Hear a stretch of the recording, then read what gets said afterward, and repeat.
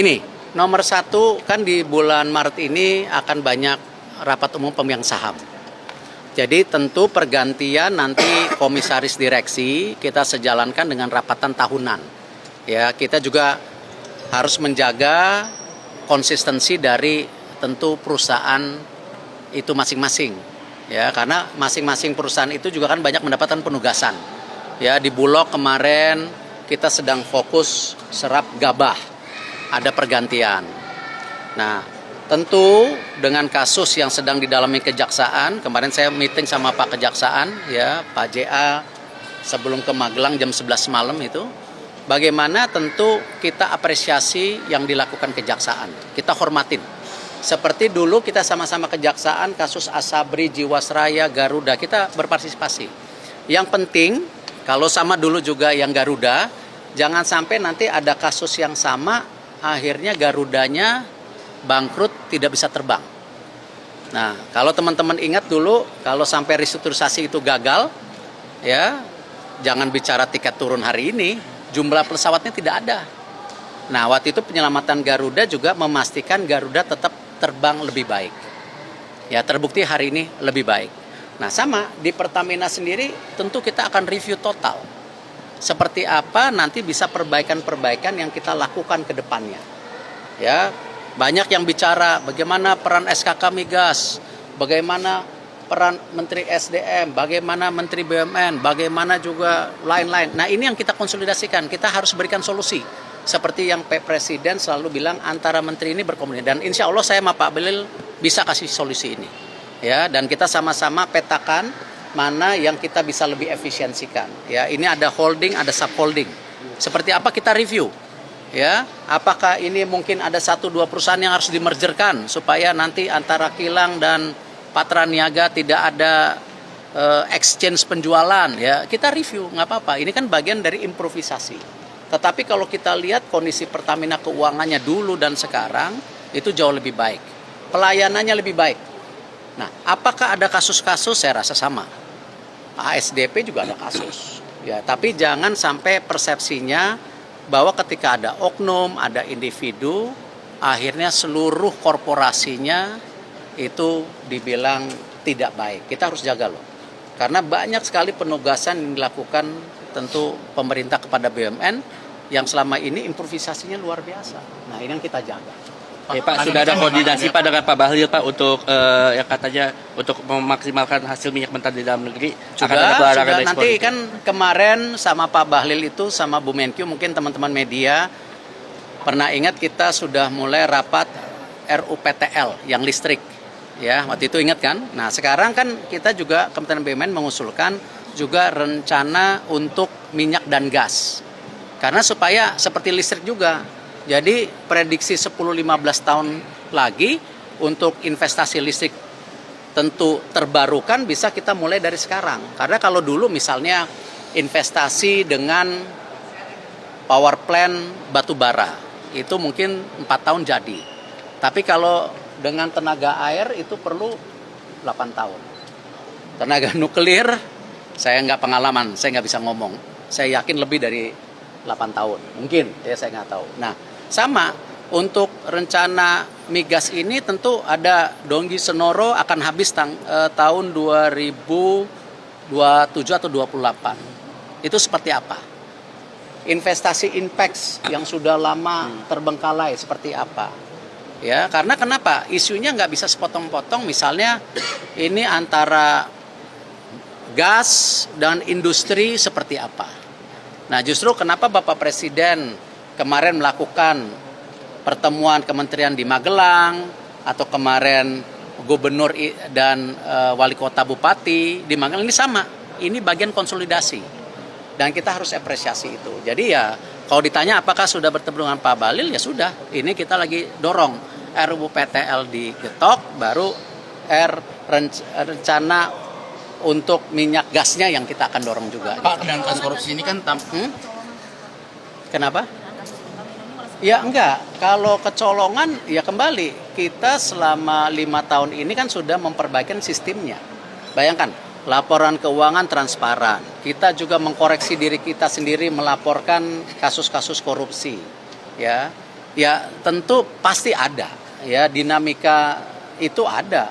ASDP kemarin, ya ada ini, dulu ada juga ya Garuda, ya itu situasi yang justru gini, jangan justru gara-gara ini kita jadi setback.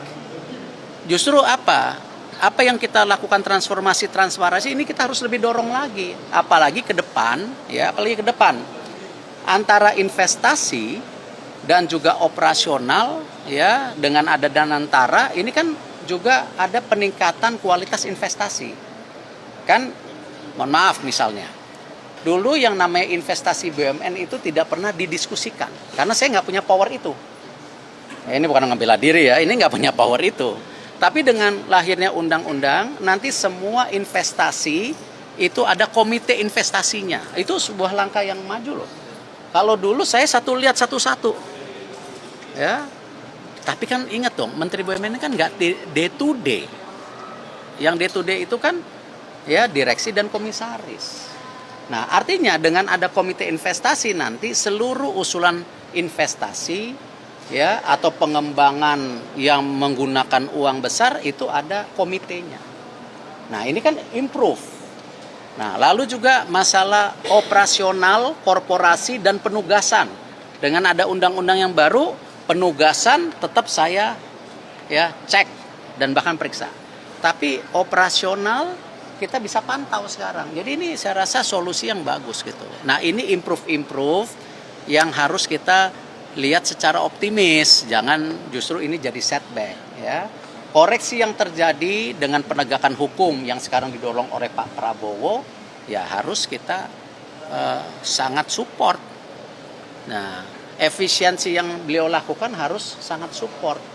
Nah tinggal kita ya dari kementerian mesti mengadjust ya hal-hal yang memang perlu dilakukan seperti itu. Pak Erik izin Pak, dengan adanya kasus Pertamina dan Bapak kan rencana mereview total Pertamina Pak. Apakah dalam review total itu mencakup juga bagaimana memulihkan kepercayaan masyarakat terhadap produk Pertamina Pak? Ya gini, pasti. Tapi kan peran Menteri BUMN tidak bisa secara korporasi murni, ya kan?